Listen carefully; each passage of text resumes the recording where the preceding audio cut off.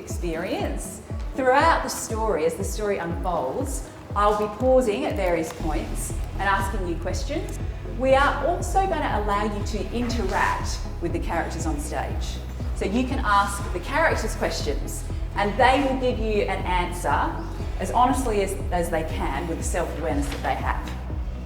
So that reactive duty is still there, but one of the biggest things in the Respect at Work amendment is there is now a positive duty, meaning we actually need to be on our front foot preventing harm from occurring before it occurs. Because what was happening, sexual harassment was happening in workplaces, people were being harmed, and then the response was kicking in. We've actually said that's not enough. We actually need to stop it happening in the first place. We're going to head over to Melbourne now and have a look at the culture in the Melbourne office. And then, Cass, he flops his penis into the bowl of custard. Oh, there'll be no issues if she continues to dress the way she did today. What are you noticing? How would you describe the culture in the Melbourne office?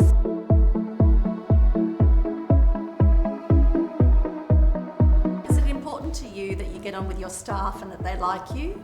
Yeah, it is. Yeah. Because I think that's, you get the best out of people if they like you. I mean, that's why we're so good at sales. Bring your awareness now to Cassie. So Cassie was in the room. She heard an inappropriate comment. Did any of you notice Cassie's reaction? What could Cassie have done there? Were you uncomfortable with any of the comments that Larry said?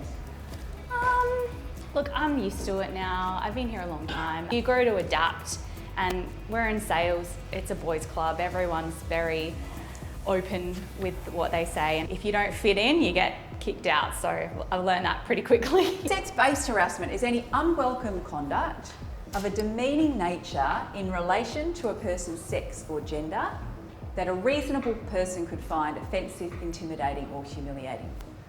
This is essentially capturing sexism, which is demeaning. We all have the right to come to work and not to be exposed to content of a sexual nature that's unwelcome. Stephanie has arrived in Melbourne.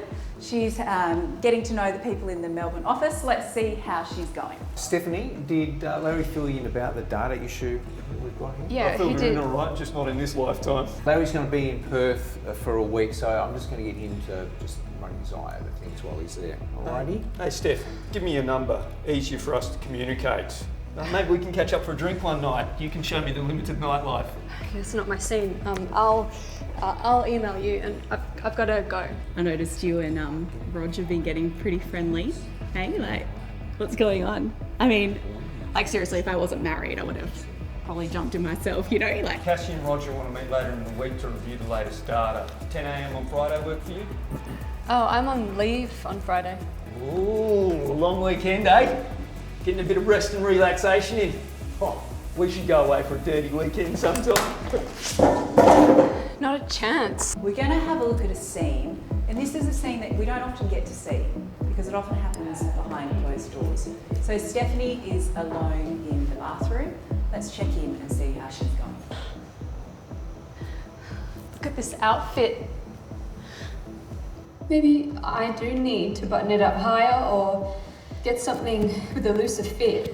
No, Stephanie, you've told him to stop and he hasn't. This is not your fault. The Australian Human Rights Commission, for the first time ever, as of 12th of December just gone, now has the right to enter any workplace and check that that workplace is taking reasonable and proportionate measures to prevent sexual harassment from occurring. Stephanie isn't quite sure what to do. She's a bit overwhelmed and confused. Let's check in and see how she's going. She's having her check in with her boss now. I think what Larry is doing is bordering on sexual harassment. Sexual harassment? Okay, are you sure? All I know is that it's causing me a lot of stress. Maybe I should go to HR instead. Oh, I don't think there's any need for HR. I mean, look, let me give you some advice. Okay, what do you suggest? Well, if he's going to be persistent, all right? Perhaps, you know, you could just like tone down the outfit a little bit. You know, maybe button up just a little bit more. You know. What did Sam just say that was completely inappropriate and did not fulfil his duty of care? We can actually go back in time and give Sam a second chance. Would you like to go back in time? Yes, please. Okay, we're now going to go back in time as if that conversation has never happened. This is your chance to give Sam advice. If he says something that you are not okay with, I want you to call out stop and tell him exactly what it is that you want him to do. Could you talk to me a little bit more about what's going on? Great. Well, Stephanie, I'm sorry to hear that you're not feeling very well and that you want some time off. That's okay. So what's your problem?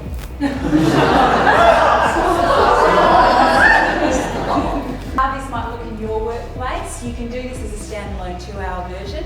We can also include it as part of the half-day EEO workshop. We have various scenes and we can customise the content, so whatever issues and whatever level of inappropriate behaviours are happening. Some of you today might have been quite shocked at some of the things that Larry did, but let me tell you, some of those behaviours are happening in WA right now.